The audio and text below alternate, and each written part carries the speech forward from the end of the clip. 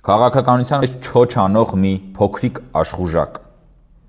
որոշ եղկելի շրջանակներ, երեկվանից կեղծիք են տարածում, թե իբր Թուրքիայի արտաքին գործերի նախարարը հայտարարել է,